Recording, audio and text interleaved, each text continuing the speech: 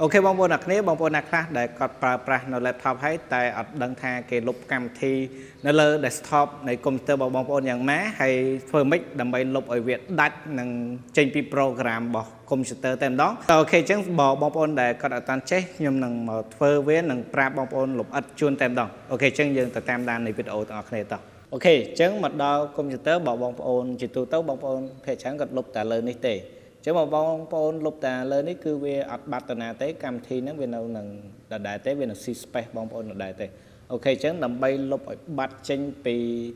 vì năng tem đó bong bồn còn tại châu tục can cái lại xây ní bong bồn vay biệt ha control phần này đó chứ bong bồn nằng khơi nhiệt hàng lên đây bong bồn cái đại control phần này bong bồn châu tục can control phần này nằng tấu bật tập máu nhưng rồi chạm về tích trongចំណុចខាងនេះបងប្អូនមកមើលในផ្នែកខាងក្រោមនេះបងប្អូនគេដាក់ program អញ្ចឹងបងប្អូនគ្រាន់តែចូលទៅកាន់ program ហើយចូលផ្នែកខាងលើ program ម្ដងទៀតអូខេអញ្ចឹងបងប្អូនចូលខាងលើម្ដងទៀតហើយរួចបន្ទាប់មកបងប្អូនស្វែងរកថានេះបងប្អូនអញ្ចឹងមិននឹងខ្ញុំបានលុបហើយតែគឺវានៅក្នុង program នេះគឺវានៅសូបង្ហាញអត់ដែរទេមានន័យថាវាអត់តាន់បាន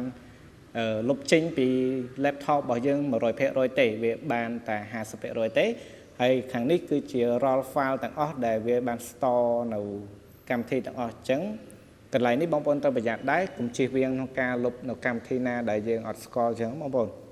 អញ្ចឹងដល់យើងច្បាស់ដែរក្នុងថាយើងចង់លុបកម្មវិធីណាជៀសវាងក្នុងការលុបចំឯកសារវាអាចនឹងបាត់ជាមួយនឹង file របស់ Windows នឹងធ្វើឲ្យ Windows របស់បងប្អូនវាខូចចឹងអូខេអញ្ចឹងខ្ញុំធ្វើការលុប Telegram តែម្ដងដើម្បីបង្ហាញជូនបងប្អូនអូខេអញ្ចឹងដើម្បីលុបបានបងប្អូនគ្រាន់តែចុចទៅលើនេះអញ្ចឹងឧទាហរណ៍ខ្ញុំឈរលើ Telegram អញ្ចឹងវានឹងលោតពណ៌បៃតងពណ៌ខៀវនេះបងប្អូនអញ្ចឹងបងប្អូនគ្រាន់តែមកស្ដាំហើយបងប្អូនយកពាក្យថា uninstall ទៅវានឹងធ្វើការ install នៃ Telegram ហ្នឹងចោលហើយអូខេអញ្ចឹងយើងធ្វើការចុច yes អញ្ចឹងបងប្អូនអាចរងចាំបន្តិចក្នុងការវាដំណើរការហើយបន្តមកចុច OKចឹងបងប្អូនអាចងាកមកមើលបាននៅក្នុង program របស់យើងគឺថាបាត់ Telegram 100% ជួនតែម្ដងនេះបងប្អូនគឺថាងាយស្រួលល្អមែនទែនហើយបងប្អូនចង់លុបកម្មវិធីណាក៏បានដែរអូខេអញ្ចឹងឧទាហរណ៍មួយទៀតខ្ញុំធ្វើការលុបនៅកម្មវិធី Firefox នេះចុះអូខេអញ្ចឹងបងប្អូនមកស្ដាំមួយទៀតចុច uninstall មកយើងធ្វើការចុច yes មួយទៀតអូខេអញ្ចឹងកន្លែងនេះយើងធ្វើការចុច next ទៅវាស៊ីសងទៅលើកម្មវិធីដែរបងប្អូនអាច next តាមវាទៅហើយរកពេលថា uninstall ទៅដើម្បីធ្វើការលុបជូនតែម្ដងអូខេអញ្ចឹងពេលនេះវាកំពុងតែ run នៅ service របស់វាហើយអូខេអញ្ចឹងមានន័យថាយើងបានលុបហើយយើងគ្រាន់តែ finish ទៅវានឹងបាត់ចេញពី